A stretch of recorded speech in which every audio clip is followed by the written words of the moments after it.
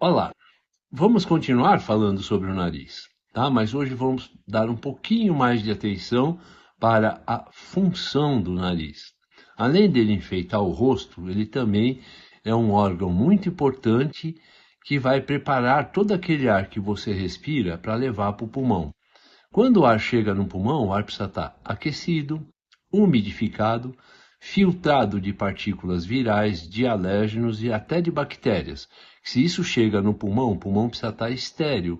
Qualquer coisa adversa ao pulmão pode comprometer uma boa respiração e uma boa troca gasosa. Esta é uma das principais funções do nariz. Outra função também importante que, devido à pandemia do Covid, do SARS-CoV, muita gente perdeu um sentido especial, que é a olfação. Então era muito frequente o paciente falar, olha, doutor, tive o resfriado, perdi o cheiro e perdi o paladar. Na verdade, ele pode nem ter perdido o paladar. O paladar básico é azedo, doce, salgado, amargo. Ele vai sentir esses gostos, mas ele não vai sentir o paladar de coisas refinadas. Tipo, vou falar aqui de uma feijoada. Quando eu falar feijoada, já vem na memória o cheiro da feijoada e o gosto da feijoada, que é uma mistura de todos aqueles sabores. Então, para as comidas refinadas, a olfação tende a estar intimamente ligada a gustação, tá ok? Então, quando se fica resfriado e vai comer alguma coisa, a gente percebe que tudo tem gosto de cabo de guarda-chuva, porque perdeu o gosto e perdeu o olfato, tá ok? Muitas alterações podem levar a uma obstrução nasal. A respiração precisa ser nasal o tempo todo. Só que se você tem um problema nasal constante desde a infância, você se habitua a respirar mal, a respirar pela boca, tá ok? Várias coisas fazem o indivíduo perder a respiração pelo nariz. Vamos citar aqui problemas genéticos. Pai alérgico, mãe alérgica, a chance de você ter um processo alérgico nasal é muito grande, tá? Porque ela é genética. Se você tem a genética e é exposto a um ambiente como aqui o nosso de São Paulo, que eu tenho todos os poluentes aqui na atmosfera, eu não tenho vento de mar para limpar esses poluentes. Nas épocas frias, nós também temos a secura do ar. A secura do ar faz os poluentes baixarem. E temos 4 estações do ano num dia. É óbvio que o nosso órgão, que foi feito para fazer todo aquele trabalho, aquecer, filtrar, umidificar, não vai realizar esta função adequadamente. E o indivíduo vai ter espirros, coriza, obstrução nasal, pode ter coceira no nariz e pode ter obstrução grande. Tá? Como é que eu separo este quadro alérgico de um quadro infeccioso viral, que também é muito frequente nesta época do ano? O sintoma febre e os outros sintomas associados dos quadros virais. Não se tem tosse, não se tem inflamação ou dor na garganta, diarreia, náusea, que são aquelas coisas que podem acompanhar os processos virais. Para algumas pessoas, ou para alguns indivíduos, esse diagnóstico diferencial entre processo alérgico e processo viral fica difícil. Então você precisa recorrer e lançar mão de exames como o painel viral para você tentar detectar. Tá? Além do quadro de mau funcionamento do nariz devido a processo alérgico, nós podemos ter problemas anatômicos importantes. Um deles é o desvio do septo nasal. O que é o septo? O septo é essa estrutura, desculpe colocar o dedo dentro do nariz, mas essa estrutura que separa uma cavidade da outra. O ideal é que essa estrutura esteja na linha média, mas muitas vezes, por crescimento, por trauma, tá? Você tem um crescimento inadequado da cartilagem septal e ela escorrega para um lado ou para o outro, tá ok? Aí vai levar a uma obstrução constante do lado que está o desvio de septo. Mas eu tenho desvio de septo para o lado direito e me entope o lado esquerdo. Por que isso está acontecendo? Tá? Então, nós temos uma outra estrutura que ela é variável, tá? Que se chama concha nasal inferior. Tá? Popularmente a gente chama de corneto, porque os antigos romanos, quando iam assoar o nariz, percebiam que o nariz fazia aquele barulho de corneta, por isso que chama corneta. O termo correto é concha nasal inferior. Esta concha nasal tem um tecido esponjoso, erétil, né? Então, quando ela enche de sangue, ela aumenta o tamanho.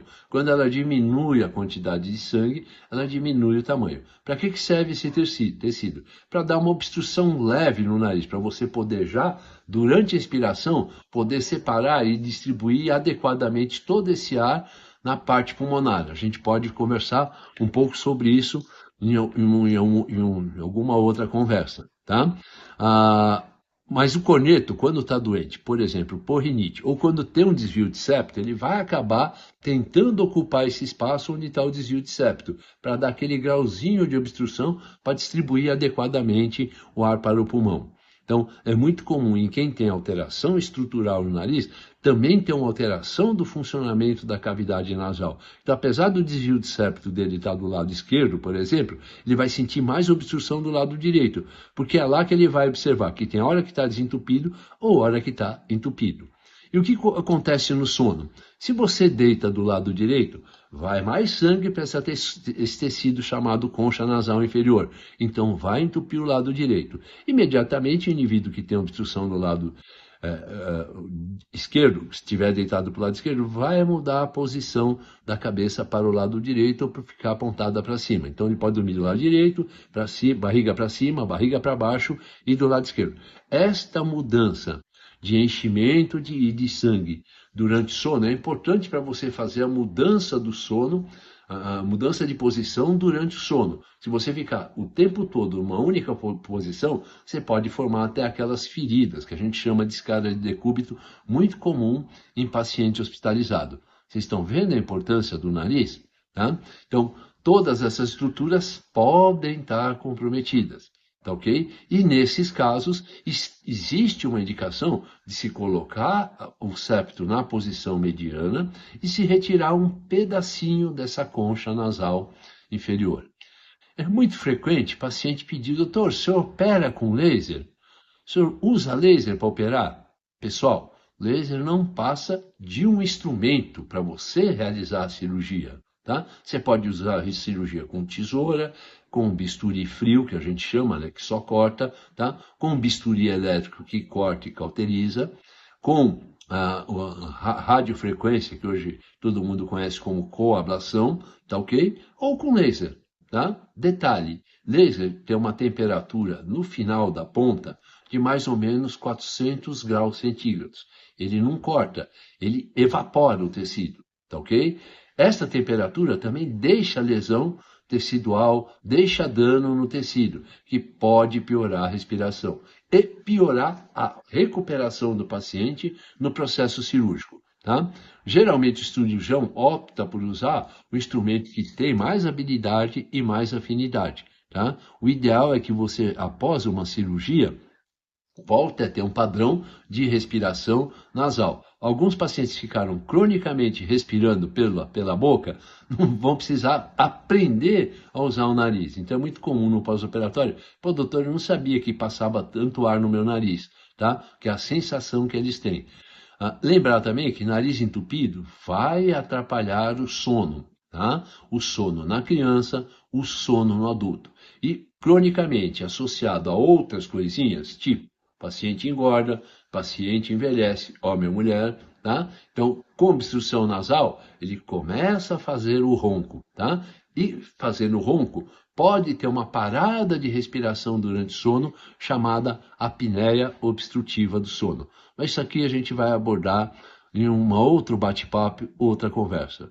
O importante é que, guardem, nariz tem uma função importantíssima. Respiração saudável é a respiração que o fluxo de ar passa pelo nariz. É por lá que ele tem de passar, para você poder acondicionar e deixar adequadamente todo esse ar bem distribuído, bem limpinho, para chegar nos pulmões e você poder fazer as trocas gasosas e esse oxigênio ser levado aos tecidos, onde vai se fazer o metabolismo da glicose, que é o que sustenta o nosso corpo, tá? A energia vital do nosso corpo, assim como a gasolina nos carros movidos a gasolina, o álcool nos carros movidos a álcool, ou a bateria elétrica hoje, fazem o motor funcionar. Quem faz o nosso motorzinho funcionar em toda a célula é a glicose. Mas para ela ser queimada, ela precisa do oxigênio. Ela precisa que esse oxigênio chegue pela hemoglobina no tecido. E quem vai começar tudo isso